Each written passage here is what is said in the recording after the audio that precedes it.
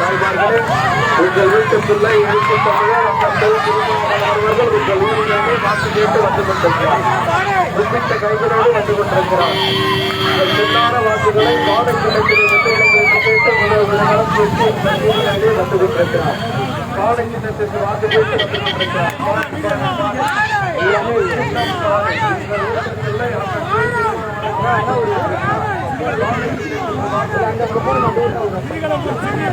அது உண்டு தெரியா இப்போ உண்டு போச்சே அதான் ஒரு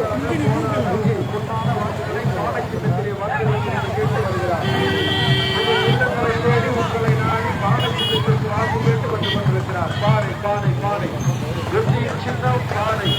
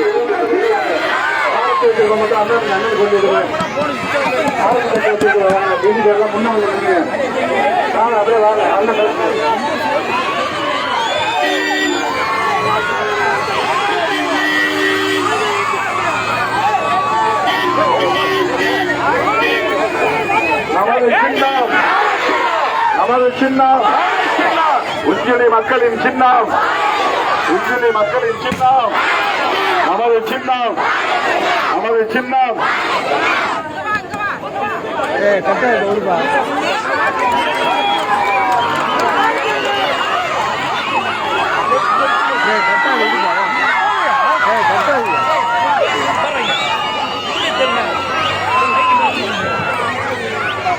ஓகே போதும் போதும் சார் போதும் சார் கொடுப்பா போதும் சொல்லுப்பா போதும் சொல்லுப்பா சரி கிளம்பு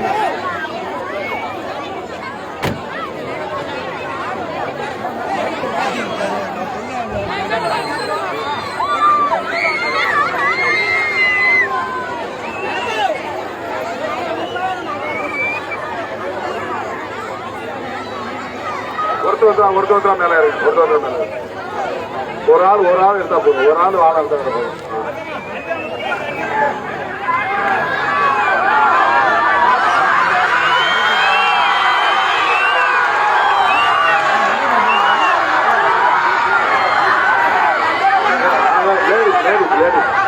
கொஞ்சம் மயங்கி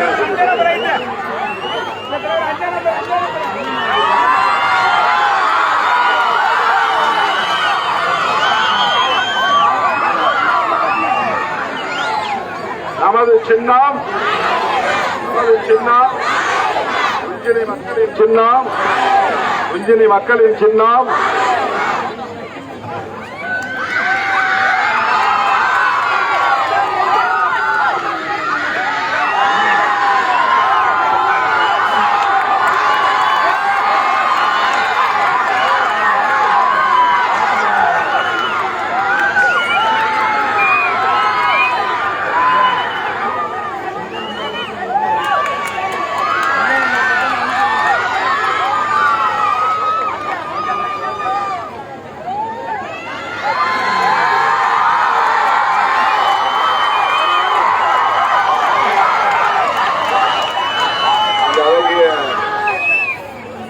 குழந்தைக்கு எழில் வளவன் என்று பெயர் சுட்டி வாழ்த்துகிறேன். உஞ்சனி மக்களின் சின்னம், உஞ்சனி தாய்மார்களின் சின்னம், உஞ்சனி இளைஞர்களின் சின்னம், உஞ்சனி சிறுத்தைகளின் சின்னம், நமது சின்னம், நமது சின்னம். அன்பார்ந்த உஞ்சனி கிராமத்தை சார்ந்த வாக்காளர் பொதுமக்களே, இந்த நேரத்தில் உஞ்சனி மகாராஜன் அவர்களை நினைவு கூர்ந்து அவருக்கு வீர வணக்கம் செலுத்தி சில தகவல்களை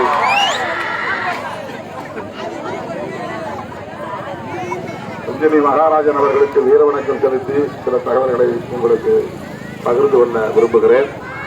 இந்த அழகிய ஆண் குழந்தைக்கு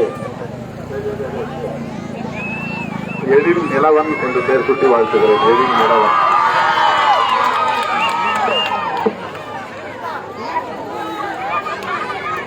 எழில் நிலவன். பேசுறது 2 நிமிஷம் தான் இருக்கு. 2 நிமிஷம் தான் இருக்கு. நான் பேசி 10 நிமிஷம் மேல பேச முடியாது. 10 மணிக்கு மேல பேச முடியாது. பேர் வச்சாச்சா? பையனா பொண்ணா? வாப்பா. தமிழ் அழகன், தமிழ் அழகன், தமிழ் அழகன். பேர் வச்சாச்சா? பேர் வச்சா கைவிடு, கைவிடு. இது வழக்கமான தேர்தல் அல்ல. நம்முடைய வாழ்வுரிமைக்கான அறப்போர், தர்ம யுத்தம். ஒருபுறம் இந்திய நாட்டு மக்களுக்கும், இன்னொருபுறம் பாரதிய ஜனதா சங்க பரிவாரங்களுக்கும் இடையிலே நடக்கிற ஒரு யுத்தம். இந்த யுத்தத்தில் மக்கள் வெற்றி பெற வேண்டும் என்பதற்காக தமிழ்நாடு முதல்வர் நம்முடைய அண்ணன் தளபதி ஸ்டாலின் அவர்கள் 2 ஆண்டுகளாக அரும்பாடுபட்டு ராகுல் காந்தி அவர்களோடு சேர்ந்து ஒரு வியூகத்தை அமைத்திருக்கிறார். டெல்லியிலே இருக்கிற பாஜக அரசு மீண்டும் தொடரக்கூடாது, மோடி மறுபடியும் பிரதமர் ஆகக்கூடாது, அதை தடுத்தே ஆக வேண்டும் என்பதுதான் அந்த தேர்தல் வியூகம். ஏன் மோடி மீண்டும் ஆட்சிக்கு வந்தால் என்ன? 10 ஆண்டுகள் அவர் ஆட்சியிலே இருந்து விட்டார். மீண்டும் அவர் ஆட்சிக்கு வந்தால் ரேஷன் கடைகள் இருக்காது. ஏன்னா ரேஷன் கடை தப்புன்றாங்க. அவங்க கொள்கையை மக்களுக்கு இலவசமா எதையும் கொடுக்க கூடாது, அரிசி கொடுக்கக்கூடாது, மலிவு விலையில எதையும் கொடுக்க கூடாது, அதனால அரசாங்கத்துக்கு நஷ்டம் வருது அப்படிங்கிற எண்ணம் கொண்டவர்கள் தான் பிஜேபி காரர்கள். 2வது 100 நாள் வேலை திட்டம் கூடாது. ஏன் 100 நாள் வேலை கொடுக்க கூடாதுன்னா அது காங்கிரஸ் ஆட்சி காலத்தில் வந்தது திட்டம், அதனால இவங்களுக்கு பிடிக்கல. 2வது அது காந்தி பேர்ல அந்த திட்டம் இருக்கு, மகாத்மா காந்தி தேசிய ஊரக வேலை வாய்ப்பு உறுதி திட்டம். அந்த திட்டத்துக்கு பேரு, அதுக்கு ஒரு பேர் வச்சிருக்காங்க அந்த திட்டத்துக்கு, 100 நாள் வேலை திட்டத்துக்கு. இந்த 2 காரணங்களால மோடிக்கு பிடிக்கல. 3வது காரணம், இந்த வேலை வந்ததுனால ஜனங்க விவசாய வேலைக்கு செய்யறதில்ல, இந்த வேலையில கிடைக்கிற வருமானத்தை வச்சுட்டு அப்படியே வீட்டுல உட்கார்ந்துடுறாங்க, அதனால எல்லாரும் வேலைக்கு போறது கிடையாது, அந்த வேலையும் ஒழுங்கா செய்யறது இல்ல அப்படிங்கிற ஒரு எண்ணம் உங்களுக்கு உருவாயிருக்கு. நிர்மலா சீதாராமன் போய் நானும் ரவிக்குமாரும் போய் மனு கொடுத்தோம். 100 நாள் வேலையை 150 நாள் ஆக்கணும், எல்லாருக்கும் கம்பல்சரியா 100 நாள் வேலையை கொடுக்கறத உறுதிப்படுத்தணும், வருஷம் நீங்க நிதியை குறைச்சிட்டே வரீங்க, அந்த நிதியை குறைக்க கூடாது, கூடுதலா கொடுக்கணும் அப்படின்னு போய் மனு கொடுத்தோம். அவர் பேர்ல ஒரு மனு, என் பேர்ல ஒரு மனு கொடுத்தோம். ஆனா அவங்க அதெல்லாம் ஒரு பொருட்டா எடுத்துக்கல. நாளுக்கு நாள் ஒவ்வொரு வருஷம் குறைச்சிட்டே வராங்க. இப்ப நமக்கு 100 நாள் ஒரு வருஷத்துக்கு வேலை கிடைக்குதான்னா கிடைக்காது. கிடைக்கிற வேலைக்கு ஒழுங்கா சம்பளம் கிடைக்கும்னா கிடைக்காது. அந்த வேலை திட்டத்தையே ரத்து பண்ணணுங்கிறது தான் மோடியுடைய நோக்கம். இந்த மாதிரி நிறைய சொல்லிட்டே போலாம். சமூக நீதிங்கிற இடஒதுக்கீட்டு கொள்கையில அவங்களுக்கு உடன்பாடு கிடையாது. இதெல்லாம் இந்த இடஒதுக்கீடு வந்ததுனாலதான் ஆடு மாடு மேய்ச்சவன் சாணி வாரினவன், மண் வெட்டினவன், விறகு வெட்டினவன்னா படிச்சுட்டு வெள்ளச்சட்டை போட்டுக்கிட்டு தேசிய முறுகிட்டு திரியறாங்க. இந்த இடஒதுக்கீடே கூடாது, இந்த சமுதாயம் தலைகீழா மாறிக்கிட்டு இருக்கு. இதுதான் RSS உடைய நோக்கம். ஆகவே அடுத்த 3வது முறையா மெஜாரிட்டியா வந்துட்டாங்கன்னா இந்த இடஒதுக்கீட்டு கொள்கையும் ஒழிச்சிருவாங்க. அதை விட ரொம்ப முக்கியமா அம்பேத்கர் எழுதிய அரசமைப்பு சட்டமே இருக்காது. அதுதான் அவங்களுடைய இறுதி இலட்சியமே. அதனாலதான் 10 வருஷமா நான் கடந்துகிட்டு அடிவயிறு வலிக்க வலிக்க கத்திக்கிட்டு இருக்கிறேன். பிஜேபியை வீழ்த்துவோம், பாசிச சக்தியை வீழ்த்துவோம், மோடியை விரட்டுவோம் அப்படின்னு நான் எல்லா மேடைகளிலும் பேசுறதுக்கு இதுதான் காரணம். இதையெல்லாம் புரிஞ்சுக்கிட்டு நான் மட்டும் கத்தல, நான் கத்தினா அம்பேத்கர் மேல எனக்கு இருக்கிற பற்றுதலால நான் சொல்றேன்னு நினைப்பாங்க. ஆனா அந்த சட்டத்தை பாதுகாக்கணும்னு தான் ராகுல் காந்தி இந்தியா முழுக்க நடந்தார். கிழக்கு, மேற்கு, தெற்கு, வடக்கு அவர் நடந்தது. அரசமைப்பு சட்டம் சொல்ற ஜனநாயக விழுமியங்கள் மோடி ஆட்சியால் அழிந்து கொண்டிருக்கின்றன, அதை காப்பாற்றணும். அதுதான் அவருடைய நோக்கம். அது சரின்னு சொல்லி அவருக்கு கை கொடுக்கிற மாதிரி தமிழ்நாடு முதலமைச்சர் அண்ணன் தளபதி ஸ்டாலின் அவர்கள் அவரோடு கைகோர்த்து இருக்கிறார். இவங்க 2 பேரும் எடுக்கிற முயற்சி தான் சரின்னு திருமாவளவனும் அவர்களின் கரத்தை பற்றி கொண்டு இந்த களத்திலே இருக்கிறார். அருமை தோழர்களே, 2 சீட்டு தான் வாங்கினாங்க, 2 சீட்டு தான் கொடுத்தாங்க. ஏன் திருமாவளவன் வெளியே வந்தா அதிமுகவுக்கு 5 சீட்டு வாங்கியிருக்கலாமே அப்படிலாம் பல பேர் சொன்னாங்க. நமக்கு 5 சீட்டு 6 சீட்டுங்கிறது முக்கியம் இல்ல, அம்பேத்கர் எழுதிய சட்டம் தான் முக்கியம். அந்த சட்டத்தை பாதுகாப்பதற்கு ராகுல் காந்தியால முடியும், தளபதி ஸ்டாலின் அவர்களால முடியும். அவங்களாலதான் முடியும், ஏன்னா அவங்க தான் எதிர்க்கிறாங்க. ஆனா எடப்பாடி பழனிசாமி, அதிமுக, பிஜேபிக்கு துணையா இருக்கிறாங்க. இப்ப தப்பி தவறி இந்த தொகுதியிலே ஏதாவது ஒரு தொகுதியில 1ஓ 2ஓ ஏடிஎம்கே ஜெயிச்சதுன்னா அவங்க பிஜேபிக்கு ஆதரவா தான் போவாங்க, மோடிக்கு ஆதரவா தான் போவாங்க. 10 வருஷம் அப்படிதான் ஆதரவா இருந்தாங்க.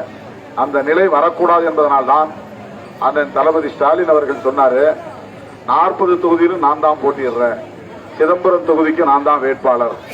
சிதம்பரம் தொகுதியின் வேட்பாளர் திருமாவளவன் என்கிற மு.க. ஸ்டாலின். அவர் சொன்னது நான் தான் வேட்பாளர். எனது அருமை சொந்தங்களே, 2 காரணங்களுக்காக உங்களிடத்திலே நான் கேட்கிறேன். ஒன்று, அம்பேத்கர் எழுதிய சட்டத்தை பாதுகாக்க வேண்டுமானால் பிஜேபி அரசு அங்கே இருக்கக்கூடாது, வீழ்த்த வேண்டும். 2வது காரணம், சிதம்பரத்திலே விழுப்புரத்திலே வெற்றி பெற்றால் விடுதலை சிறுத்தைகளுக்கு பானை சின்னமே சொந்த சின்னமாக கிடைத்துவிடும். 2 காரணங்களுக்காக என் உயிரின் உயிரான விடுதலை சிறுத்தைகளே, அன்பு சொந்தங்களே, உங்கள் பொன்னான வாக்குகளை, முத்தான வாக்குகளை பானை சின்னத்திலே முத்திரையிடுங்கள் என்று கேட்டுக்கொள்கிறேன். இன்னைக்கு செந்துறை ஒன்றியத்தில் 26 இடங்கள்ல பிரச்சாரம் பண்றதா போட்டிருக்கு. ஆனா போக முடியல. இப்ப வாழறக்குறிச்சி, பாளையக்குடி, கிளிமங்கலம், ஆனந்தவாடி, குஞ்சிலி 5 இடம் தான் வந்திருக்கிறோம். திருக்கடம்பூரோட சேர்த்து 6 இடம் தான் வந்திருக்கிறோம். 26 இடத்துல 20 இடம் நின்று போச்சு. இந்த இடங்களுக்கெல்லாம் முடிந்தா நான் மறுபடியும் வருவேன். இல்லைன்னா நம்முடைய அமைச்சர் ஒவ்வொரு கிராமத்துக்கு வருவாரு. மருவத்தூர், இலைக்கடம்பூர், பெரியாக்குறிச்சி, RS மாத்தூர், குறிச்சிக்குளம், மாராக்குறிச்சி, இருங்களாக்குறிச்சி, மணக்குடையான், தாமரப்பூண்டி, லைவ்ல எல்லாம் அந்த ஊருக்காரங்க கேட்டுட்டு இருக்கிறாங்க. அதுதான் படிக்கிறேன். தொலார், திருகடத்தூர், பொன்பரப்பி, கீழமாளிகை, நாகல்குழி, வீராக்கன், விளாக்குறிச்சி, பரணம், குமிழியம், இரும்புலிக்குறிச்சி, திருக்கடம்பூர் வந்தாச்சு. கடைசி ஊர் வந்தாச்சு. இங்க திருக்கடம்பூர் முடிச்சுதான் நம்ம உஜிரைக்கு வந்தோம். அடுத்து நல்லாம்பாளையம். இந்த வர முடியாத கிராமங்களை சார்ந்த தோழர்கள் தயவு கூர்ந்து பொறுத்தருள வேண்டும். வாய்ப்பு இருந்தால் மறுபடியும் ஒரு அரை நாள் நான் வருவேன்.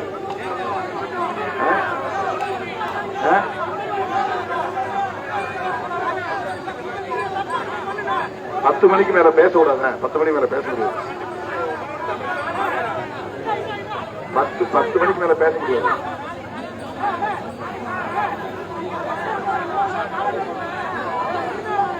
இல்ல நீ சொல்றது ரைட்டு. நம்ம சொல்றதை கேளுங்க, தயவுசெய்து புரிஞ்சுங்க. நீங்களும் எல்லாத்தையும் புரிஞ்சுக்கிட்டு நடந்துக்கணும். என்னை கட்டாயப்படுத்தக்கூடாது. நான் இதுக்காக தான் இருக்கிறேன். மற்ற வேட்பாளர்லாம் ஒரு இடத்துல 2 நிமிஷம் தான் இருக்காங்க. நான் ஒரு இடத்துலயும் 1/2 மணி நேரம் ஆகுது. எனக்கு ஒரு இடத்துலயும் 1/2 மணி நேரம் ஆகுது. எல்லா வேட்பாளரும் ஒரு நாளைக்கு 60 ஊர் போறாங்க. நான் ஒரு நாளைக்கு 20 ஊர் தான் போறேன். எங்கேயுமே போய் சேர முடியும். என்னன்னா புவனகிரியில ஒரு ஊர் கூட போகல, காட்டுமன்னார்குடி ஒரு ஊர் கூட போகல, சிதம்பரத்துல ஒரு 3 தொகுதி அப்படியே அங்க நிக்குது. அந்த பகுதியில ஒரு ஊர் கூட போறேன்னா 7-8 நாள் தான் இருக்குது. என்ன பண்ண போறேன்னு தெரியல. முடிஞ்சா நான் வரேன், தயவுசெய்து கட்டாயப்படுத்தாது ப்ளீஸ். நான் வரேன், வர்றது முயற்சி பண்றேன். வர்றதுக்கு பிரச்சாரம் முடிஞ்சு அடுத்த நாள் கூட நான் வரேன். முடிஞ்சாது அதான் ஒரு நாள் பிரச்சாரம் பண்ணாம ஒரு நாள் கேப் இருக்கும்ல ஓட்டு போடுறதுக்கு. அதான் எனக்கு தெரியும், உங்க சூழல் எனக்கு தெரியுது. இப்ப பாருங்க, வழியில வெள்ளக்குறிச்சிக்காரங்க வந்து மறிச்சாங்க, கோச்சிட்டு போயிட்டாங்க. இந்த ஊர் இருமுடிக்குறிச்சிக்காரங்க, இருமுடிக்குறிச்சி வெள்ளக்குறிச்சி பக்கத்துல வெண்ணங்குறிச்சி இருமுடிக்குறிச்சி முன்னாலே இருக்குது. 2 கிலோமீட்டர் வாங்கன்னு வந்து கெஞ்சி நாங்க போக முடியல. சின்ன ஆனந்தவாடி வாங்கினாங்க, வாங்க போக முடியல. பெரிய ஆனந்தவாடிக்கு சின்ன ஆனந்தவாடிக்கு எவ்வளவு தூரம் போக முடியல. தயவு கூர்ந்து பொன்பரப்பி தோழர்கள் புரிந்து கொள்ள வேண்டும். என்னுடைய நிலையை நீங்க, நான் இதுக்கப்புறம் பயணம் பண்ணி சிதம்பரம் போய் தங்கணும். ஒவ்வொரு நாளும் ராத்திரி 2 மணிக்கு தான் படுக்கிறேன், காலைல 6 மணிக்கு எழுந்திருக்கிறேன். அப்படி இருந்தும் முடியல, பொறுத்துங்க. நீங்க மக்கள்கிட்ட சொல்லுங்க, நான் முடிஞ்சா வரேன். நமது சின்னம் உஞ்சனி மக்களின் சின்னம் வாழை சின்னம், வெற்றியின் சின்னம் வாழை சின்னம், சமூக நீதியின் சின்னம் வாழை சின்னம், சகோதரத்துவத்தின் சின்னம் வாழை சின்னம், சமத்துவத்தின் சின்னம் வாழை சின்னம். நன்றி. மகாராஜன்